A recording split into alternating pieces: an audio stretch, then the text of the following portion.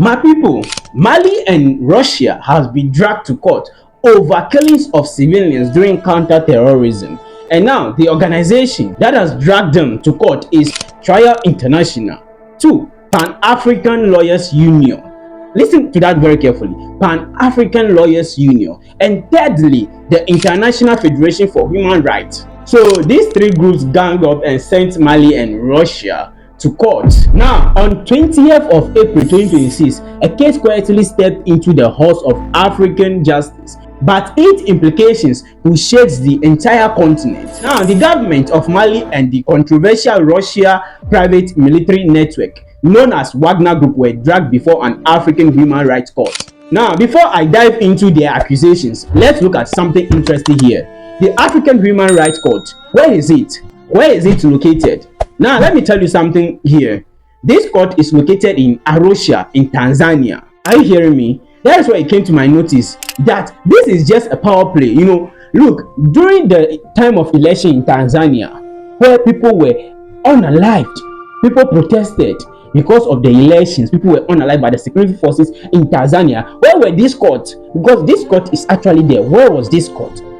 They were nowhere to be found. So we can critically say that these people are not serious. They are not serious when it comes to things concerning the continent. They are not serious. But you see, this is a power play. Let's put it that way.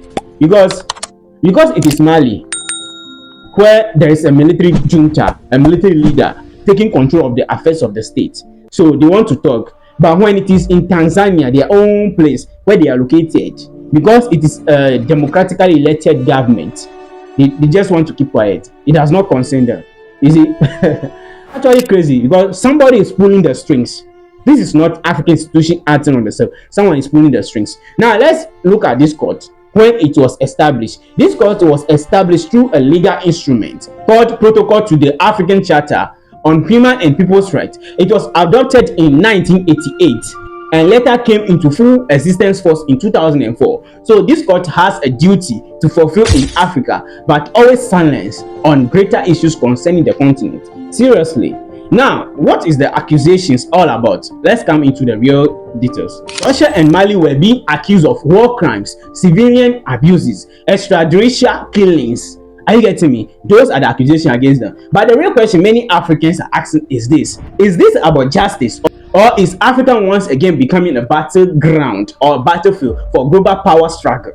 Yes, that's why I'm saying that it's either someone is pulling the strings once again. Now, the case was filed before the African Court on Human and People's Rights, a body that is tasked with upholding justice across the continent. Human rights organizations and advocacy groups allege that during counter-terrorism operations in the central and north Mali, Malian forces alongside with Wagner operatives committed serious violations, and that includes targeting civilians suspected of aiding militants, mass executions in rural villages, enforced disappearances, torture and arbitrary detention of civilians. That's what they are saying. So one incident that continued to surface is the alleged massacre in the town of Mura in 2022, where hundreds of civilians were reportedly killed during a joint operation. Now, Western-backed NGOs and international observers claim these actions go beyond warfare. They say they are crimes against humanity. That's what they are saying. But these NGOs, these Western-backed NGOs, some of them are in the country and those international observers are outside the country. So how did they know that these things are happening on the ground? How did they know? That's the question. You are not in somebody's land and you are saying that this thing is happening in the land. What evidence do you have? Let's just move on. To understand this case, you have to understand Mali's reality. Over a decade, Mali has been battling with insurgency. Armed extremist groups linked to Al-Qaeda and ISIS have destabilized vast regions. You get it? So for years, France led military operations through missions like Operation Barkhane, but many Malians began to question its effectiveness. Despite years of foreign military presence, insecurity worsened. So where were these African Court of Justice? Where were they when those things were happening then, when there was a foreign military operations on the ground? France soldiers were on the ground. All these people were operating in the country, but the security state worsened. Where were they? They were nowhere to be found. You get me right? So after a series of political shifts and a growing anti-French sentiment, Mali's leadership pivoted away from Western allies and toward Russia. So that's where the problem is. That's when Wagner entered the picture. Unlike traditional Western forces, Wagner operates differently. No public accountability structure, direct involvement in combat operation, a reputation for aggressive tactics. That is how the Wagner Group operates. Now, Mali's authority argued that Wagner helped them reclaim territory and restore sovereignty where others have failed, where French troops has failed, where American troops have failed, where other troops, many Western troops have failed. Wagner Group has done it. And now on the ground, some communities, even if quietly, acknowledged improved security in certain regions. But what we are looking at is that others tell a different story, one of fears, silence, and trauma. Now, here is where the story becomes more complex. From a Pan-Africanist perspective, many are asking, why now and why this case? Critics argue that African courts and institutions sometimes become tools subtly influenced by global powers. True or not? Let's be honest, when Western forces were operating in Mali for nearly a decade, allegations of civilian harm also existed. But how often did we see such urgency in international legal actions? So why is it that the moment Mali breaks away from Western military influence and partners with Russia, a major case emerges? Is this a coincidence? Or is this geopolitical discomfort dressed as a human rights advocacy? Some Pan-Africanist voices believe this is less about justice and more about punishing Mali for choosing a different path.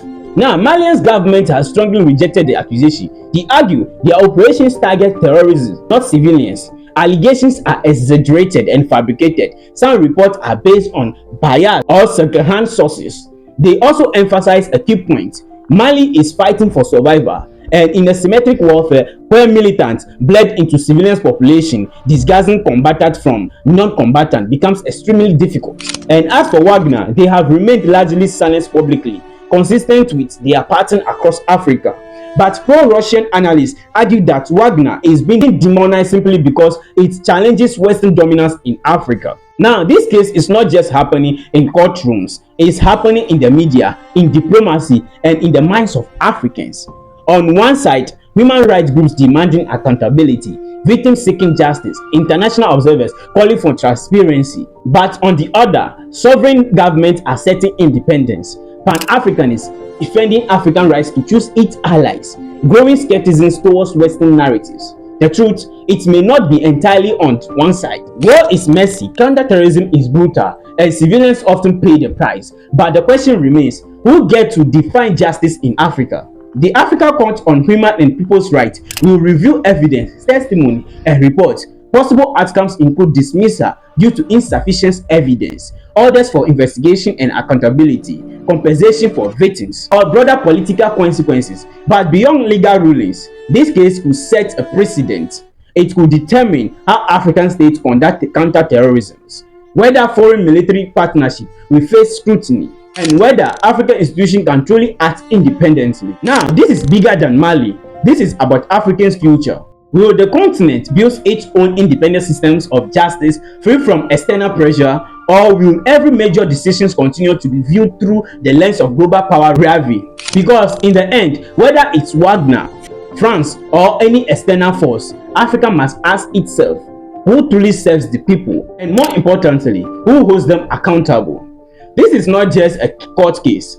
This is African questioning power, sovereignty, and truth in a world that rarely gives it control over its own narrative. Guys, what do you think about the action of African brothers taking Mali and Russia to court? You just think about the outcome of this court case, or what do you think about African institutions sending Mali and Russia private military Wagner Group to court over accusations of killing civilians? What do you think? Whatever you think, drop it in the comment section. Thank you for watching this channel.